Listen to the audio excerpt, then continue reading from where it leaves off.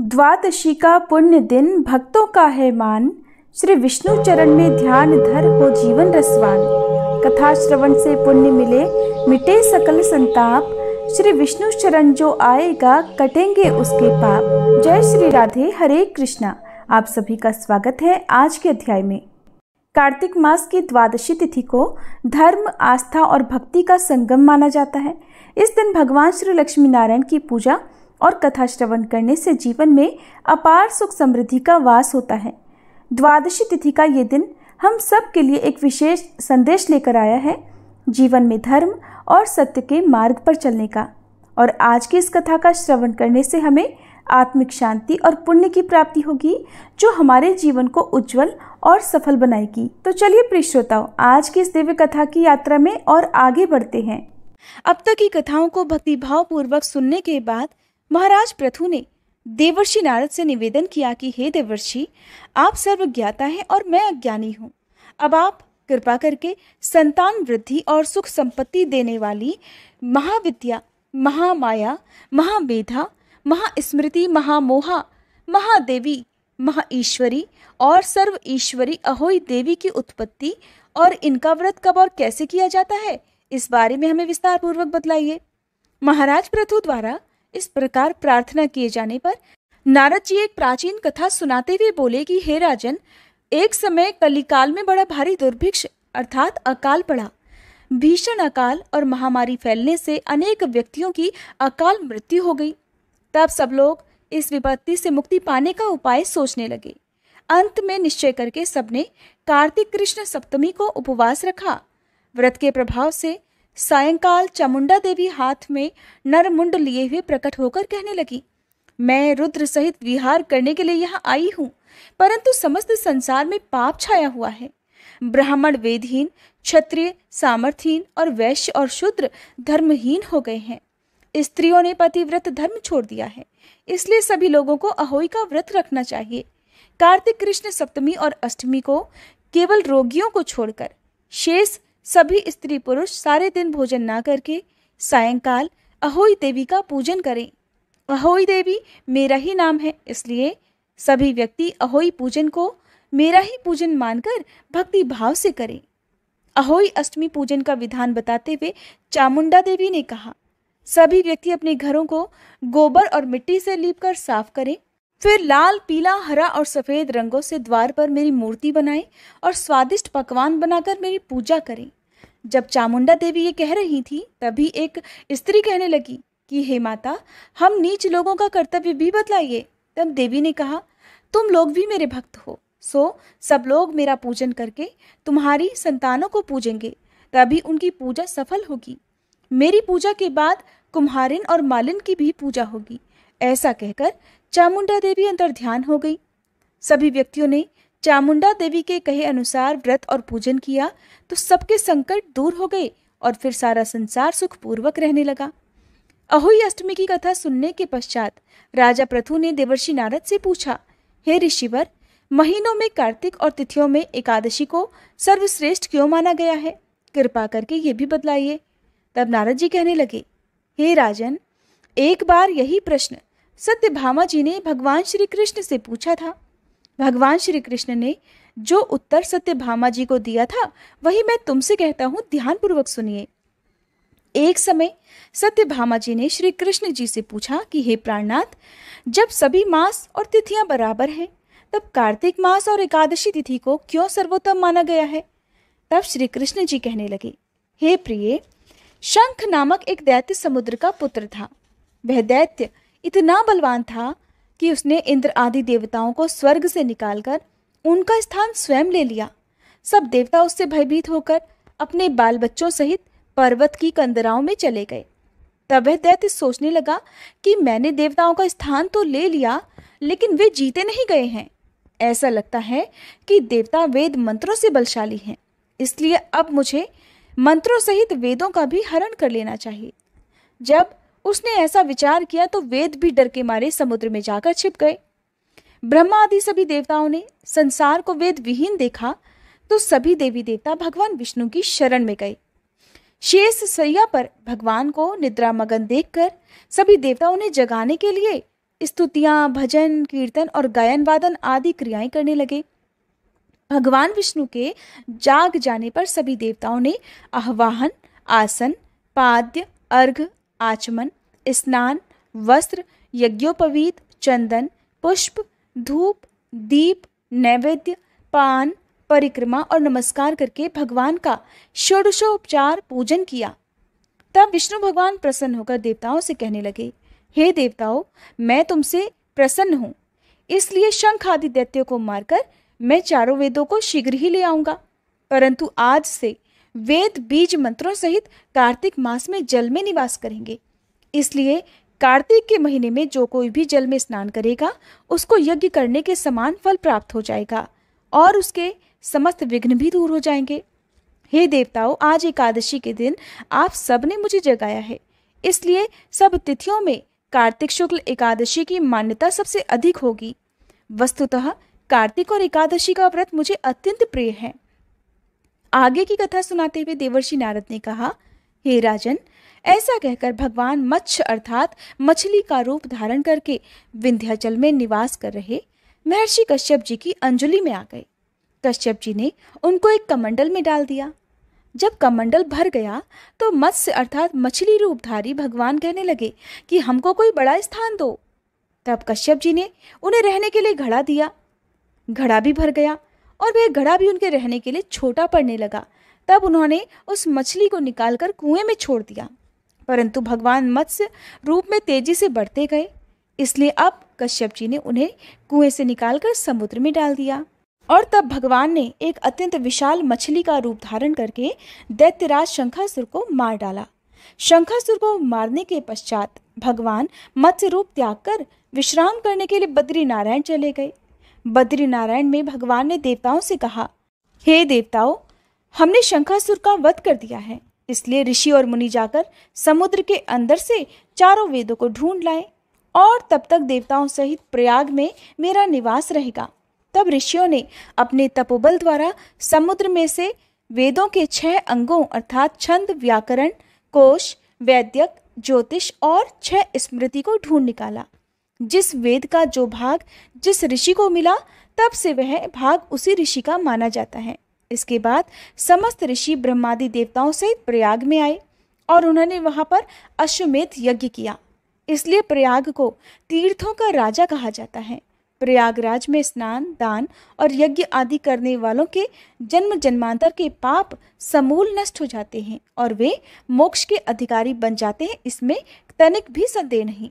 राजा पृथु को इतना वृतांत बताकर देवर्षि नारद फिर से कुछ क्षणों के लिए मौन हो गए। हरे कृष्णा। आज के अध्याय में बस इतना ही। इसके आगे का वृतांत आप सभी अगले अध्याय में सुनिएगा।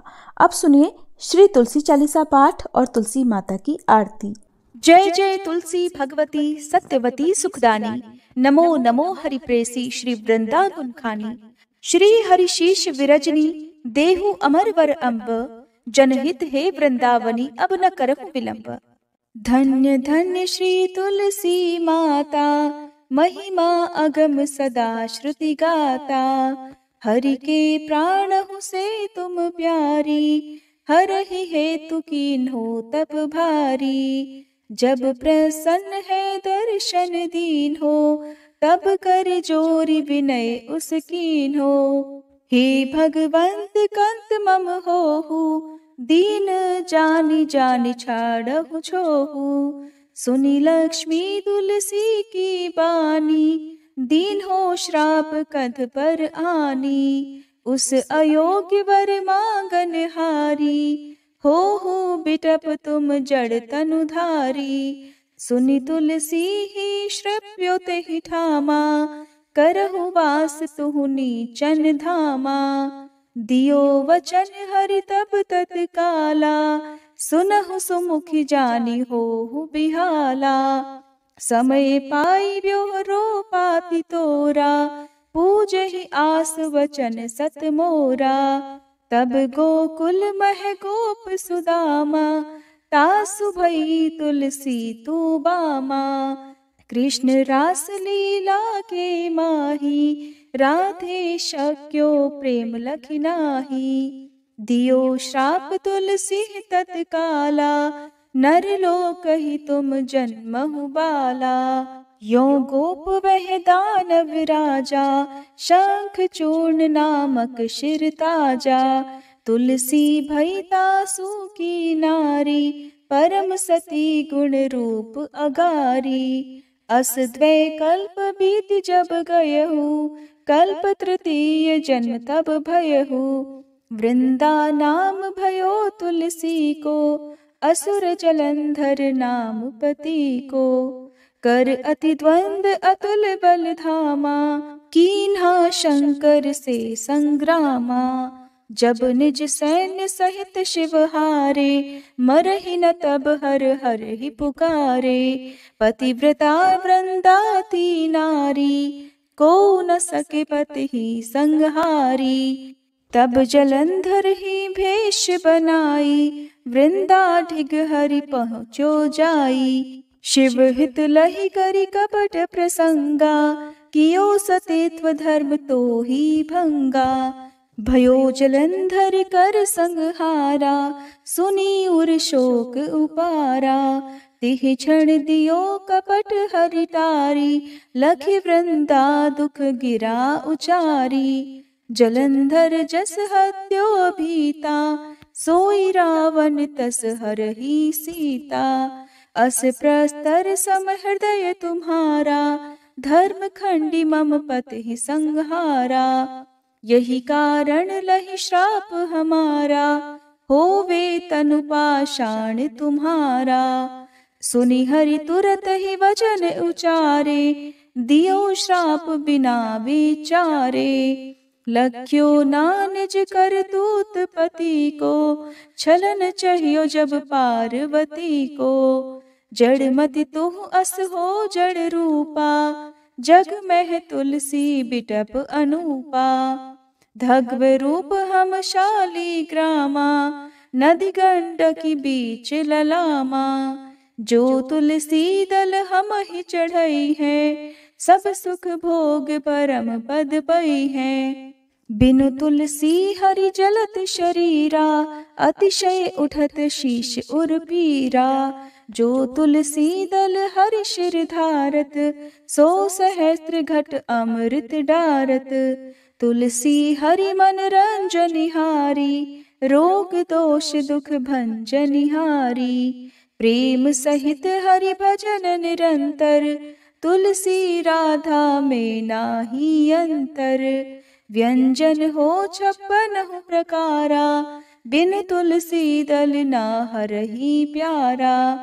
सकल तीर्थ तुलसी तरु छाही, लहत मुक्ति जन संशय नाही।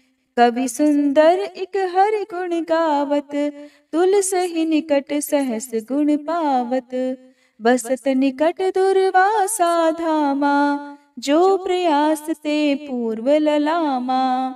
पाठ करहि जो नित नर नारी, हो ही सुख भाषहि त्रिपुरारी। तुलसी चालीसा पढ़ी तुलसी तरु गृहधारी, दीप दान करी पुत्र फल पावहि बंध्यहु नारी। सकल दुख दरिद्र हरिहार हुए परम प्रसन्न, आशीय धन जन लड़ही कर बसहि पूर्णा अत्र। लाही अभिमत फल जगत मह लाही पूर्ण सब काम, जेहि दल अर्पहि तुलसी तह सहस बसहि हरि राम।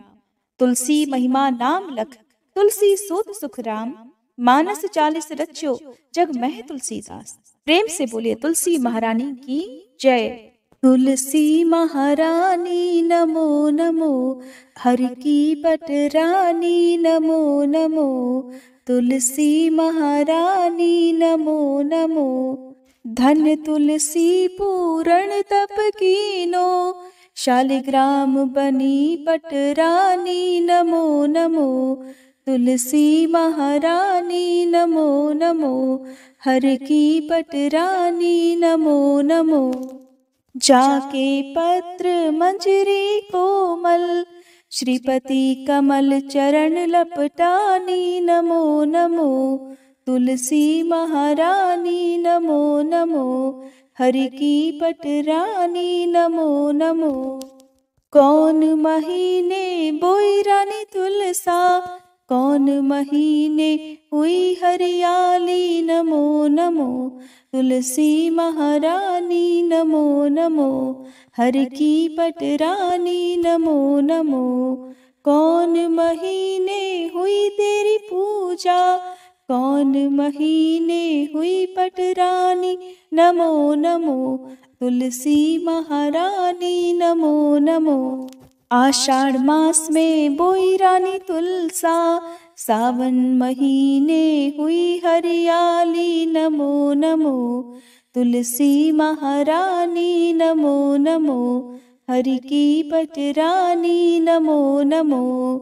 कार्तिक मास में हुई तेरी पूजा, मंगसिर मास हुई पटरानी, नमो नमो तुलसी महारानी, नमो नमो हर की पटरानी, नमो नमो। धूप दीप नैवेद्य आरती, पुष्पन की वर्षा बरसानी, नमो नमो तुलसी महारानी, नमो नमो हर की पटरानी, नमो नमो। 56 भोग 3600 व्यंजन, बिन तुलसी हरि एक न मानी, नमो नमो तुलसी महारानी, नमो नमो हरि की पटरानी, नमो नमो। जो तुलसी को सवेरे गाए, श्री कृष्ण के दर्शन पाए, नमो नमो तुलसी महारानी, नमो नमो हर की पटरानी, नमो नमो। जो तुलसी को दोपहर गाए, खीर खांड का भोग लगाए, नमो नमो तुलसी महारानी, नमो नमो हर की पटरानी, नमो नमो। जो तुलसी को सांझ को गाए, श्री कृष्ण की आरती उतारे, नमो नमो तुलसी महारानी, नमो नमो हर की पटरानी, नमो नमो। जो तुलसी को रात को गाए, श्री कृष्ण के चरण दबाए, नमो नमो तुलसी महारानी, नमो नमो हर की पटरानी, नमो नमो। सब सखी मैया तेरो यश गावे, भक्ति दान दी जय महारानी, नमो नमो तुलसी महारानी, नमो नमो हर की पटरानी, नमो नमो तुलसी महारानी, नमो नमो हर की पटरानी, नमो नमो।